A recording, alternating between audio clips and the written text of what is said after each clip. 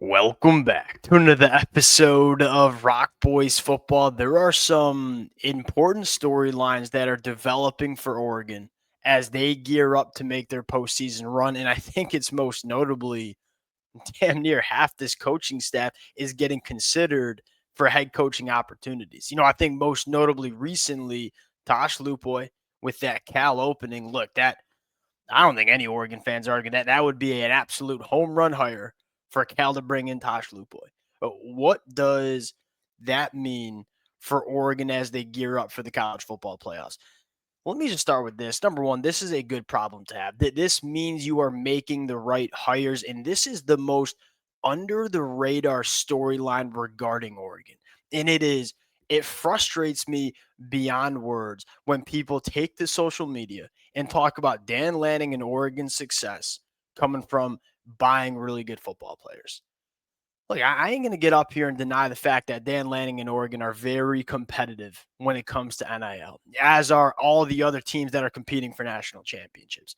What I think separating this Oregon program, Dan Lanning's ability to build not just a good staff. This might be the best coaching staff that you see in the entire country. There's a reason why half these coordinators, half these position coaches are getting head coaching job looks. I think it's one of the biggest reasons why Oregon has become one of the premier programs that we see in the sport.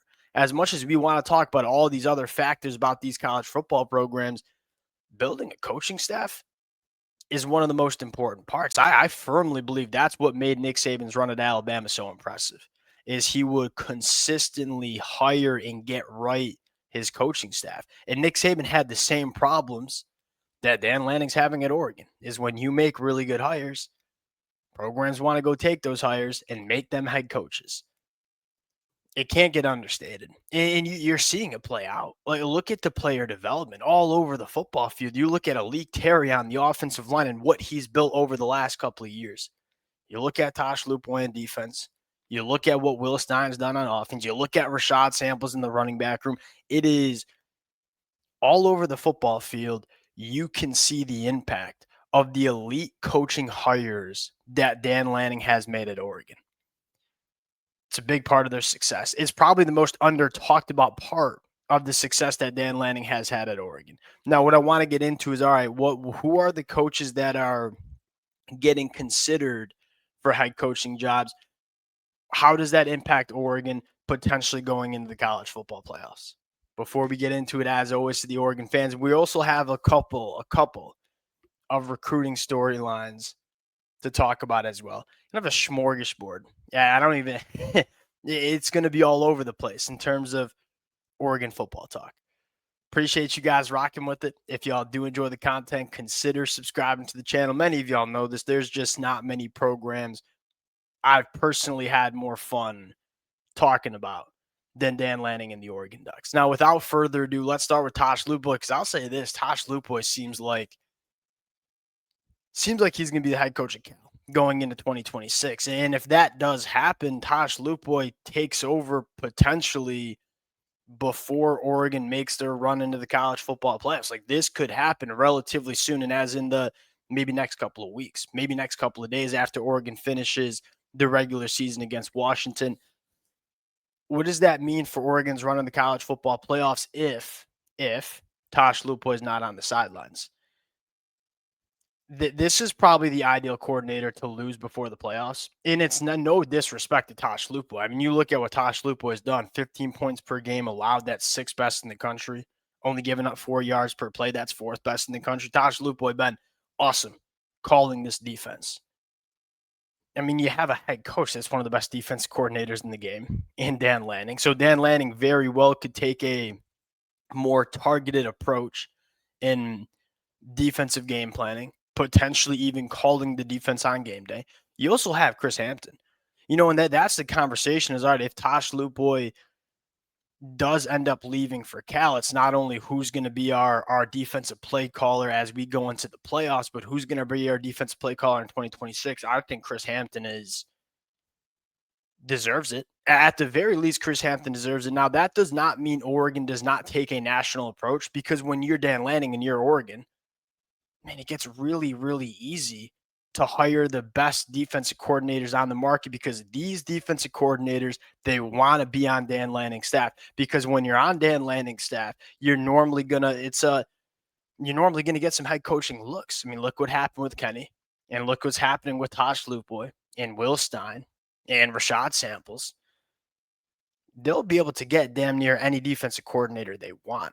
Now the conversation is, do we think Chris Hampton is the guy that can take over for Tosh Lupoi? To me, that would make the most sense. I think Chris Hampton has earned that right to take over this defense. And I think you would maybe see Chris Hampton call the plays for this Oregon defense as we get into the college football playoffs.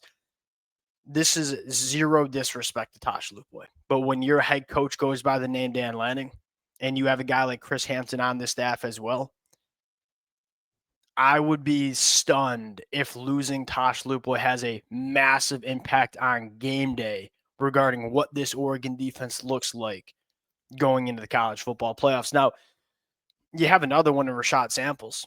As those North Texas came open, and Rashad Samples is immediately getting looked at North Texas, which makes a ton of sense for North Texas too. I mean, Rashad Samples and what he does on the recruiting trail in the state of Texas, and also what he's done as a coach. I mean, it's not just Rashad Samples as the recruiter.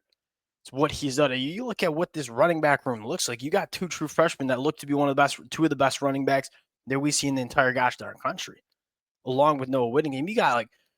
You landed the number 2 running back in the entire transfer portal, and he was running back 5 for you, and that was Mekhi Hughes. That tells you the development and the job Rashad Samples has done building that running back room. This is another spectacular coach that, once again, if Rashad Samples takes the job in North Texas, how big of an impact does that have on Oregon immediately in the playoffs? I'm not sure. I think the biggest one's Will Stein. And I think the good news for a lot of Oregon fans is, and I don't know why, because I think Will Stein deserves an opportunity. Will Stein, I would be surprised if he leaves Eugene at this point. It doesn't sound like Will Stein is on every single team's hot board, but it doesn't sound like he's that number 1 candidate. Now, could that very well change? Absolutely. But it sounds like Will Stein is probably going to, and Will Stein is, to me, the most important coach to keep on staff as we go into the playoffs, because I don't think there's an obvious play caller to turn to if Will Stein takes over as a head coach of a different program. On the defensive side of the football, I think there are. You look at Dan Lanning or Chris Hampton. I don't know if that would, who's the guy that would take over for Will Stein. It'd probably be Drew Maringer, who I think could do a good job, but I think that'd be a little bit more of a nervous situation for a lot of Oregon fans. In the relationship Will Stein has built up with Dante Moore as the play caller quarterback combination. We'll see how it plays out. And again, what I'll stress is that these are good problems to have. If you're Dan Lanning, you want this. The more of your assistant coaches that get head coaching opportunities, the more attractive it is to come to your program and take over as an assistant coach. Same thing with Nick Saban. Like, why was Nick Saban always able to land the best assistant coaches in the country? Because all of his assistant coaches moved up the ladder and got head coaching opportunities. That is slowly kind of what we're seeing happen in Eugene, Oregon as well. It's a good problem to have. It gets a little bit more tricky as the playoffs go in. This is a whole different conversation we could have about the schedule of college football that I think it's crazy. I mean, you see what's happening with Lane Kiffin, right? And he might not be on the sidelines for Ole Miss as they go into the playoffs. I think it's crazy that you have the chance to lose your important coaches on your staff for teams that are in the playoffs. That's just where we are as a sport. That hopefully changes over the next couple of years. I think the most relevant conversation is not losing Tosh Lupoi or Will Stein and, hey, are we going to find a good offensive coordinator next year? Because Oregon will. They're going to have the pick of their litter, right? The bigger concern is losing them for the playoffs. I have some updates I want to have on the recruiting trail as well, because there's some buzz, specifically around 2 players, most notably Chris Henry Jr. I think a decent part of this is, and it sounds like Oregon, and we said this way back a couple weeks ago, This is the time where Oregon turns it up. They find one or two guys that they really, really like and say, hey, we're not going to be told no. It sounds like Chris Henry Jr. is that guy. Now, is it very, very difficult to flip a five-star wide receiver from Ohio State? Yeah, absolutely. We saw Oregon do that. I mean, they went the head-to-head with DeCorian and Moore against Ohio State last class, and they ended up landing. We know Oregon has that ability, and I'll say this, it's getting easier, right? If you're Chris Henry Jr. and you're looking at what DeCorian and Moore is doing, or look at what Brandon Finney's doing, or Jordan Davison's doing, or Dyer Hill's doing, and say, man, these freshmen, if you're good enough, you're going to play. That's got to be really attractive to Chris Henry Jr. And here's the other thing I'll say that I really like if I'm an Oregon fan is that this to me is the kind of wide receiver that Oregon might be missing. They kind of wanted it to be Kyle Casper. Kyle Casper's really struggled to stay healthy. They have speed. They have yards after the catch ability. They have the route runners. Do you have that big body wide receiver that is working vertically downfield and is just a matchup nightmare when it comes to contested catch situations? I don't think you have that guy. It probably would have been Evan Stewart, and it probably will be Evan Stewart in the playoffs, but you're probably looking for that guy next year in the next couple of years. Chris Henry, I mean, I'm saying this Chris Henry, DeCorian Moore for the next 2 years in Eugene. Spooky stuff. We'll see if Oregon can get that one done, but I firmly believe the success that we're seeing these true freshmen have at Oregon is unparalleled across the country. There's not a program across the country that has the impact freshmen that Oregon's having. And so when you have the offer of, hey, we're competitive in NIL, we're competing for national championships, and we're doing it with 18-year-old kids, really hard for a cat like Chris Henry Jr. to say no to. Now, if Brian Hartline leaves Ohio State, that it almost feels like I wouldn't say layup.